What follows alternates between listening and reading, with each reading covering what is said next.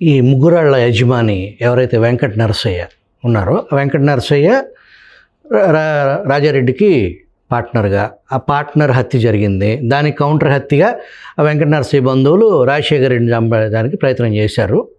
త్రుట్లో రాజశేఖర రెడ్డి తప్పించుకున్నాడు. ఈ వెంకట నరసయ్య హత్యను రాజారెడ్డి చంపొద్దు, వాడు మనకు అన్నం పెట్టాడు అనే మాట అనటం నిజమేనా?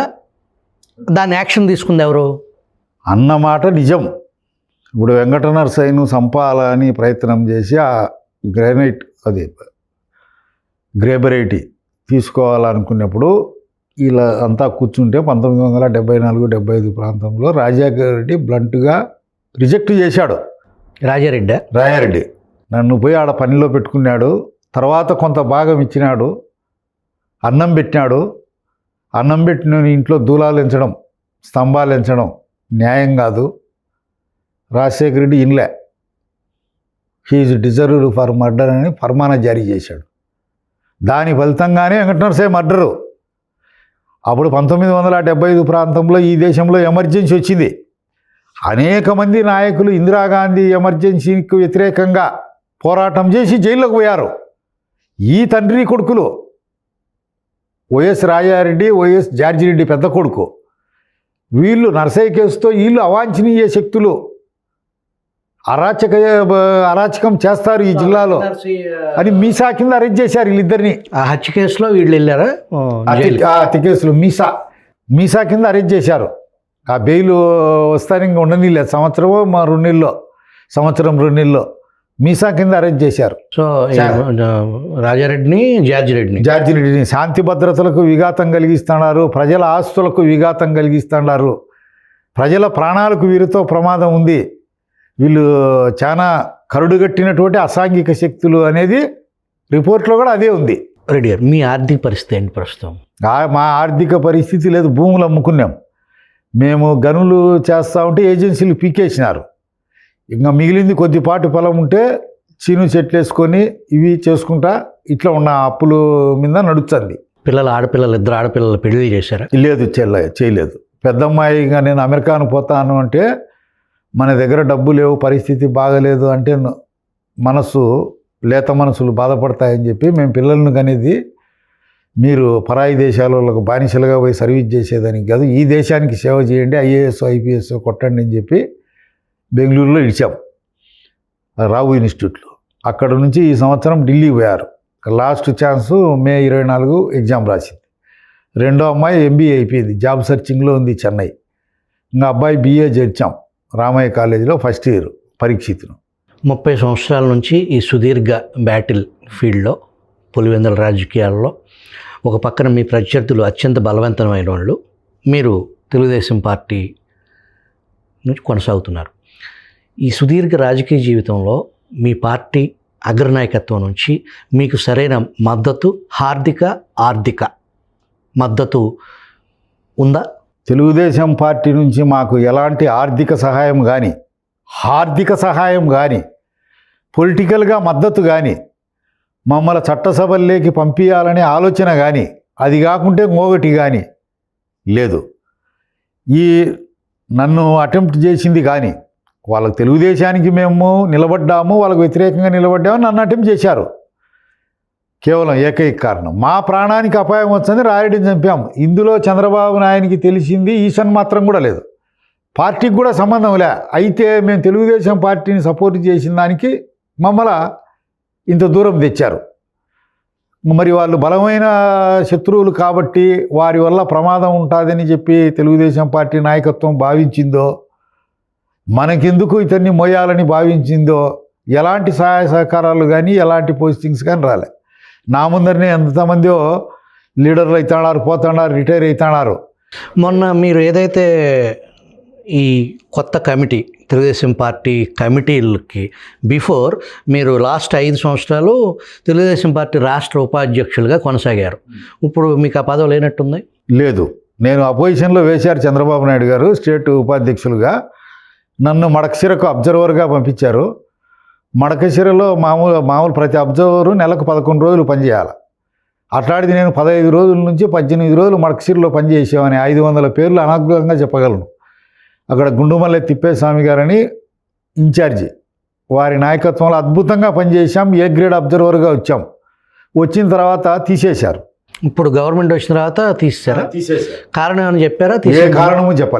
ఏ కారణము చెప్పలే. మేము కూడా దాన్ని సీరియస్గా తీసుకోలే. పార్టీకి ఏది అవసరం అనిపించి అది చేస్తుంది, మనతో అవసరం లేదేమోలే తీసేసినారు అని ఆయన పల్లా శ్రీనివాసరావుకి చెప్పాను. ఏం పర్వాలేదులే, నో ప్రాబ్లం, మీకు అనేకమైన సమస్యలు ఉంటాయి, okay, it's all right, party నిర్ణయాన్ని శిరసా వహిస్తాం, I obey the party order అని చెప్పేశారు. ఈ తులసిరెడ్డి గారిని కూడా చంపేదానికి ఏదో ప్రయత్నం జరిగింది అనేది నిజమేనండి? 100కి 100 రూపాయలు. 1987కు పూర్వము ఈ సతీష్ కుటుంబము రాజశేఖర రెడ్డితో సన్నిహితంగా ఉండేది. సతీష్ రెడ్డి అబ్బా వేంపల్లె గ్రేట్ నాగిరెడ్డి జమీందారు, వేంపల్లె సమితికి పెద్ద పంచాయతీ ప్రెసిడెంటు, సమితి ప్రెసిడెంటు. ఆయన రాజకీయమైనటువంటి గురువు. రాజశేఖర రెడ్డికి రాజకీయ భిక్ష పెట్టినాడు. ఆ మండలం అంతా దండిగా ఉన్నాయి, 50,000 ఓట్లు. అవన్నీ ఎక్కువ భాగం వేయించేవాడు. కొద్ది కాలానికి రాజశేఖర రెడ్డి వాళ్ళ ఇంటికి పోయాడు, అప్పుడప్పుడు పోయేవాడు. పోయి సతీష్ అప్పుడు స్మాల్ టీనేజర్, 16 ఏళ్ళు దాటి 17, 18, 20 ఉన్నాయి, బిలో 20. ఇట్లా తెలుసు సతీష్ ఇకరా అని వాళ్ళ అబ్బా అట లోపల ఉంటే అట పిలుచుకొని పోయి భుజం మీద చేసుకొని, నువ్వు తులసిరెడ్డిని లేపేసేయి, లీడర్ అయిపోతావు నువ్వు, నాది పావలా అన్నాడు. అతను షాక్ అయినాడు.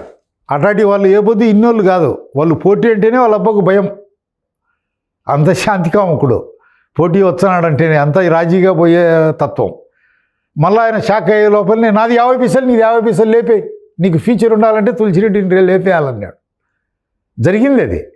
అట్లా ఒకరిద్దరిని కాదు, అట్లా ఊరూరులో చెప్తాడు. నేను రాజశేఖర రెడ్డి ఓపంగా అవతల ఉంటే రొంత గట్టిగా నిలబడైతే వాళ్ళు లేపేయండి, నాది పావలా. పావలా అంటే 25 పైసలు, ₹1 అంటే 50 పైసలు అది చెప్పేవాడు. అంటే దాని అర్థం ఏంటి? దానికి అయ్యే ఖర్చు ఇస్తా, నువ్వు 75 పైసలు పెట్టుకో, నేను 25 పైసలు నేను ఇస్తా, వకీళ్లకు నువ్వు సంపించేదానికి ఏం ఖర్చు అయినా అని అది ఓపెను. అన్ని చోట్ల జిల్లా అంతా పులివెందుల నియోజకవర్గం ప్రతి ఊర్లో తెలుసు. పావలా ₹1. YS Rajareddy all the way Pulivendula నుంచి అనంతపురం పరిటాల రవి స్వగ్రామం వెంకటాపురంకి వెళ్ళి దాదాపు 2 గంటల రహస్య సమావేశం. దేనికోసం? రాజారెడ్డి ఇద్దరు వేరే పార్టీలు, వేరే జిల్లాలు, అక్కడికి వెళ్ళటం, తర్వాత పత్రికా సమావేశం పెట్టడం. దాంట్లో గుట్టేంటి అసలు? వాళ్ళ స్వభావమే, రాజశేఖర రెడ్డి కుటుంబం స్వభావమే తమ రాజకీయ శత్రువుల పట్ల, తమకు గిట్టని వారి పట్ల వాళ్ళని అంతం అందించాలని డైరెక్ట్గా ఇండైరెక్ట్గా నిరంతరాయంగా ప్రయత్నం చేస్తూ ఉంటారు. ఆ ప్రయత్నంలో భాగమే 1994లో పరిటాల రవి దగ్గరికి వైఎస్ రాజారెడ్డి పోయాడు. అవి కడప జిల్లాలో ఉండే పేపర్లు, స్టేట్ పేపర్లు అన్నీ ముద్రించాయి. రవి ఇట్లా సిగరెట్ తాగుతూ ఉంటే రాజారెడ్డి ఇట్లా కుర్చీలో ఉండేది. అది ఒక రాజశేఖర రెడ్డి ప్లాను ప్రకారము రాజారెడ్డిని పంపించాడు. ఒక 2 గంటలు సుదీర్ఘమైనటువంటి చర్చలు జరిపిన తర్వాత అది ఇది ఎత్తి ఆన్నే భోజనం తిని, మన వాళ్ళకి అలవాటే కదా అన్నం తిని ఎవనికి సున్నం పోయాలి నోట్లో అని, అన్నం తిని ఎవనికి కాకపోతే ఎవనికి మోసం చేస్తాను సినిమాలు నా ఊసనం చెప్తాడు కదా, నమ్మిననే మోసం చేయాలని. రవి ఇంట్లో భోజనం చేశాడు. భోజనం తినిన తర్వాత దివాకర్ రెడ్డిలు మీకు మాకు ఉమ్మడి శత్రువులు, మేము మీతో సహకరిస్తాము, వేసేయండి అని చెప్పినాడు. దివాకర్ రెడ్డిని తీసేయమని. రవికి అప్పటి వరకు కూడా, తర్వాత కూడా దివాకర్ రెడ్డి వాళ్ళ కుటుంబం రాజకీయంగా ప్రత్యర్థులు మాత్రమే, రాజకీయంగా శత్రువులు కాదు. పోయి రాజశేఖర రెడ్డి ప్లాన్ చేసి రాజారెడ్డి ఎక్కడికి పోతానే మీడియాని ఏర్పాటు చేశారు రాజశేఖర రెడ్డి, అది పేపర్కి వచ్చేట్టుగా చూడమని. ఆ భేటీని దివాకర్ రెడ్డి భయభ్రాంతులకు లోనై గుండె జారిపోయి సరెండర్ కావాలని దాని ఉద్దేశం. కోడూరు చెంగలరాయుడు 1981 ప్రాంతంలో సమితికి పోటీ చేశాడు. అప్పట్లో ఆయన బీజేపీలో ఉండేవాడు. ఇండిపెండెంట్గా సమితికి పోటీ చేసే కట్టా నారాయణ మీద కొద్దిపాటి 1700తో ఎంతోనో సమితికి ఓడిపోయాడు నేరులో. ఇంటికి పోయాడు చెంగలరాయుడు. మళ్ళీ అవతల పార్టీలో ఉన్నాడు కదా రాయారెడ్డి, పోయి నమస్కారం చెంగలరాయుడు గారు, నీకు బాగా ఉండారయ్యా అనుచరులు, మీ వాళ్ళకి సాపా ఉంటే చాలు, ఏం పెట్టినా తిని పనిచేస్తారు, అన్నం లేకుండా నీళ్ళు తాగి పనిచేస్తారు, మా వాళ్ళు ఉన్నారు కమాండర్ జీపు, ముందు సీటు కావాలంటారు, అంతా అందరికీ బిర్యానీలు బీరు బ్రాందీలు కావాలంటారు, నువ్వు మంచి వర్కరు కలుపుకున్నావని. అదేమి పరిటాల రవిని ఉద్ధరిస్తామని కాదు. పరిటాల రవి అది కనుక్కొని ఆ ప్లాన్ అమలు చేయలే. ఇంటికి వచ్చినాడు, గౌరవించినాడు, భోజనం పెట్టినాడు, పంపించినాడు. పరిటాల రవి అతి త్వరలో కనుక్కున్నాడు. పరిటాల రవిని ఆ ప్రెస్ స్టేట్మెంట్ పెట్టి, నువ్వు ఈ రాయలసీమలోని ఇంత మగోడు లేడు, ఈ అనంతపురం జిల్లాలోని అంత వీరుడు లేడు, సూర్యుడు లేడని బాగా ఉపయోగించినాడు. పొగిడాడా రాజా? పొగిడాడు పూరా. అతని ద్వారా అంతం చేయించాలని. ఇంకా అతను దొరకలే. తిమ్మంపల్లి సూర్యుని దివాకర్ రెడ్డి మీదకి సూర్యప్రతాప్ రెడ్డిని ఎక్స్ఎమ్మెల్యే ధర్మవరం ఎక్స్ఎమ్మెల్యేను వాళ్ళను ప్రవేశపెట్టినాడు వాళ్ళ పైకి. వాళ్ళు నిరంతరం ఎవరో ఒకరిని ఎగదోలి పంపడమో, గుండ్లకుంట శివారెడ్డి మీదకి దేవగుడి నారాయణ రెడ్డి, ఆదినారాయణ రెడ్డి వాళ్ళను, దివాకర్ రెడ్డి మీదకి తిమ్మంపల్లి సూర్యప్రతాప్ రెడ్డి వాళ్ళను, చెంగల్రాయని మీదకి. ఈ విజయవాడలో జరిగిన వంగవీటి రంగా హత్య కేసులో కూడా రాయలసీమ ఇన్వాల్వ్మెంట్ ఉంది అని చెప్పేసి రకరకాలుగా పుకార్లు నడుస్తూ ఉంటాయి.